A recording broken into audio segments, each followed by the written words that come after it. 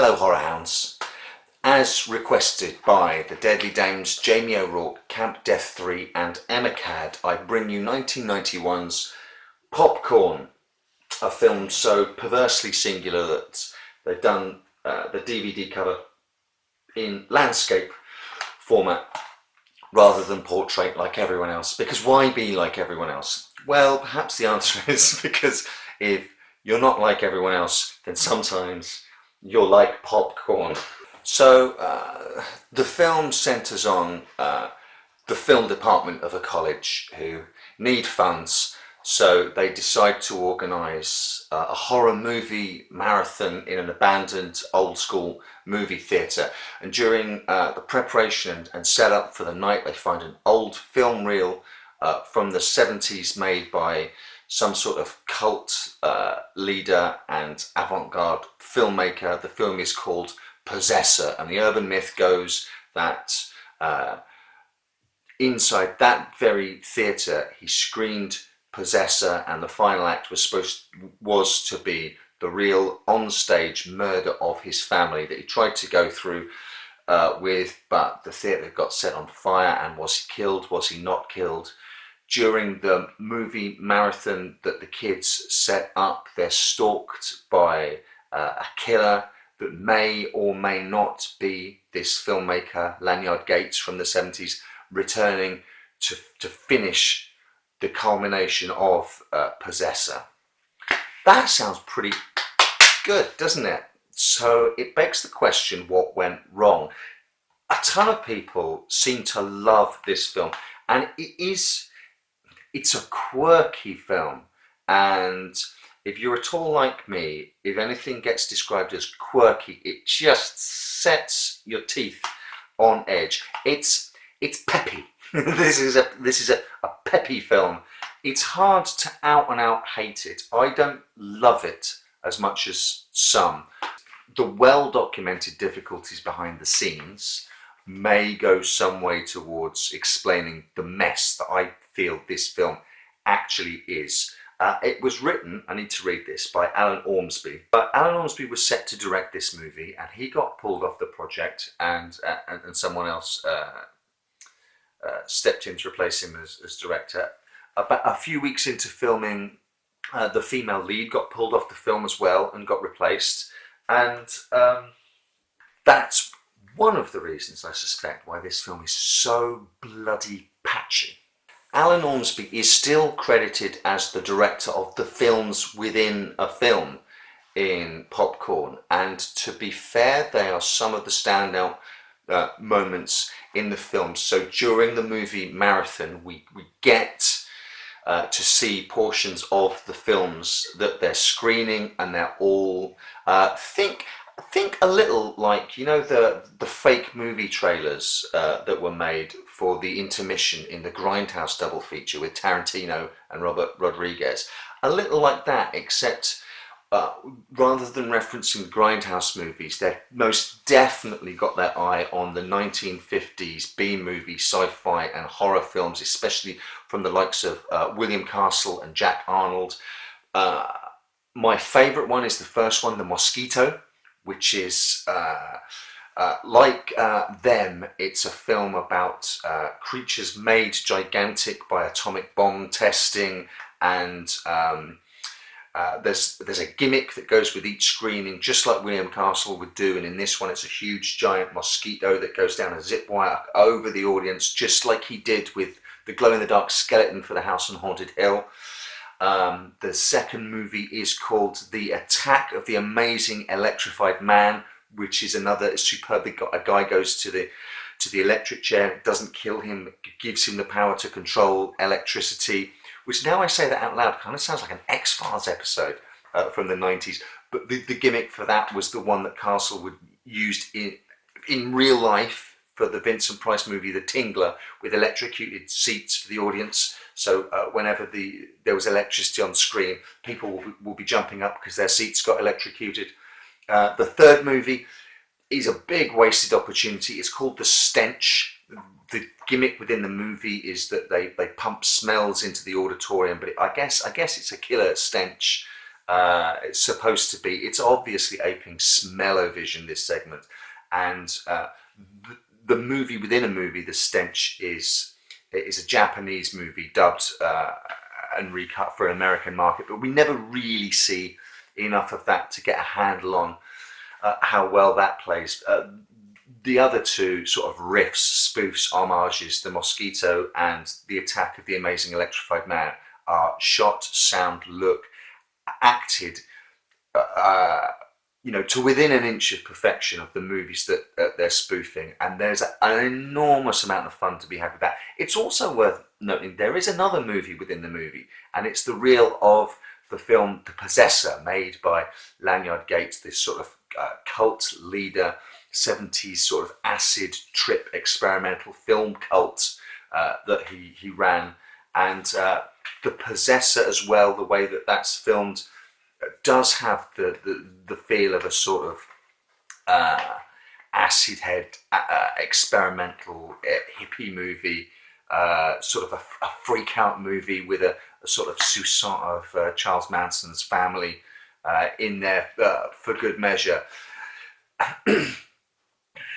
Unfortunately, the movie that exists around these, the story that exists around all of these, to give these snippets a reason to exist, is, well, it's sort of dumb as a box of frogs, and that it is so frustrating, because so much about this appeals, so much about the idea behind the movie and what they did with the movie marathon and movies within the movies, and the main story being a slasher style movie that has a feel of the 80s slashers about it, even though this is the start of the 90s, and even the setting is great, the old style cinema theatre. Nothing is really done with it.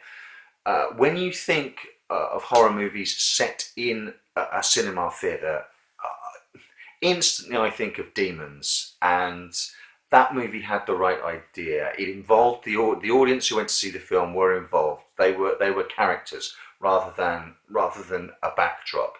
They were in peril. They were running around. The audience in this is never in peril. It's only the students. And the theatre itself, once you've established it, it could kind of be anywhere. It's never really used to its fullest effect. That said, there are weird future echoes to be seen in this movie of a couple of Scream movies.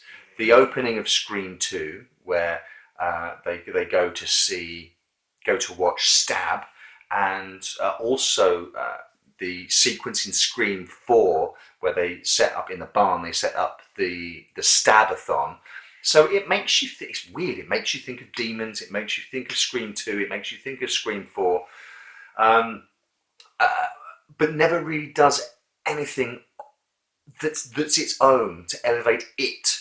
It just makes you think of lots of other movies, which is a very strange experience while you're watching a film that makes you think about 90s movies to come and makes you think about 50s sci-fi and horror B movies of time gone past. So just as a hand fits into a glove, the villain as well makes you think of an awful lot of other villains. You think of Freddy in the Nightmare on Elm Street films, and when the killer is revealed and is quite verbose and has one-liners and makes jokes and again you think of Freddy. The gimmick that the killer has, because the killer also has a gimmick, is because the killer is burnt. They're able to make masks of the victims, of the kids. That has caused some to liken him to Leatherface, because he wears their faces. He has more in common with Professor Henry Jarrett, Vincent Price's character in The House of Wax, which is another 50s horror movie, the kind of which that this movie is sort of nodding towards. The horribly disfigured man in that, who moulded a face out of wax so he could pass as normal. But now in this film, it's sort of done with latex. But again, it's, as I say, the killer makes you think of so many other characters. Freddy, Vincent Price in House of Wax, Leatherface, Phantom of the Opera as well, especially the Robert Englund Phantom of the Opera from a few years previously, where he constructs his face again before he goes out.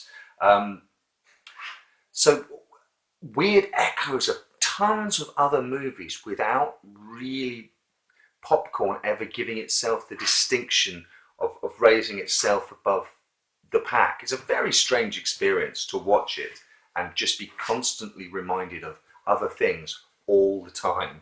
I've written a list of the good stuff because there is good stuff in it.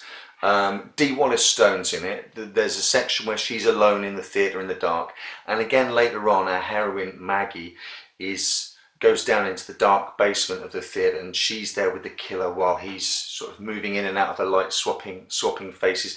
Both of those are genuinely chilling moments in and of themselves that are never capitalised on.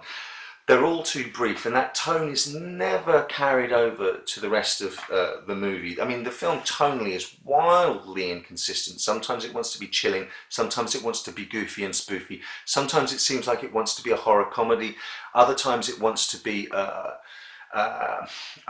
gore effects slasher movie. But sorry, we're on the good stuff. The killer reveal is excellent, where he's wearing a mask and it sort of comes off on another character, let's say, and the killer rips the mask off to reveal their face. I did like that moment. Again, that was a pure horror moment, and then it moves into cheese again, and then a spoof and a bit of comedy, and then it goes back round again to horror. The mask wearing does allow all the actors to play the killer, and there's one scene where he keeps, within the one scene, swapping the faces, and it's the different actors getting to play those little bits of the scene, which is a really nice touch. Oh yes, the heckles. The crowd watching the horror movie marathon heckle the screen and throw popcorn at it, and all the heckles are hilarious. And yeah, sort of like a rowdy Mystery Science Theater 3000. I could have sat with them and watched the horror movie marathon rather than watching popcorn. The attack of the amazing electrified man ends with the heroine turning to her beau called Dick and saying, "Kiss me, Dick," and one of the crowd shouts, "Kiss your what?" So I've actually written a verdict. While I was putting my notes together, I wrote a verdict on Popcorn that reads thusly. I think this sums up my feelings towards the film.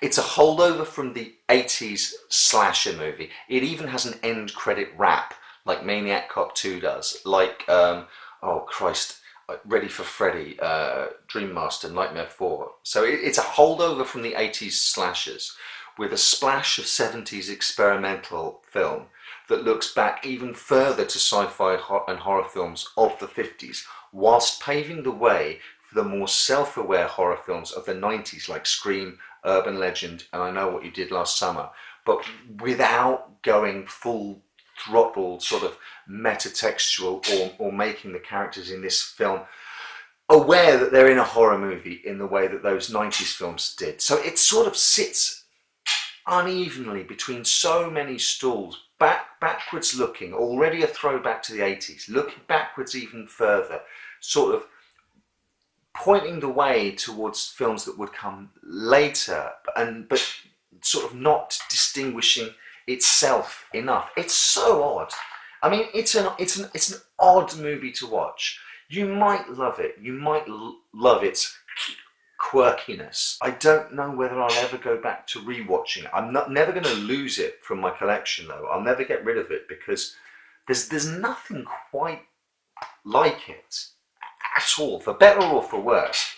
There is nothing like Popcorn. So what next? There are 5 films that each got 3 requests.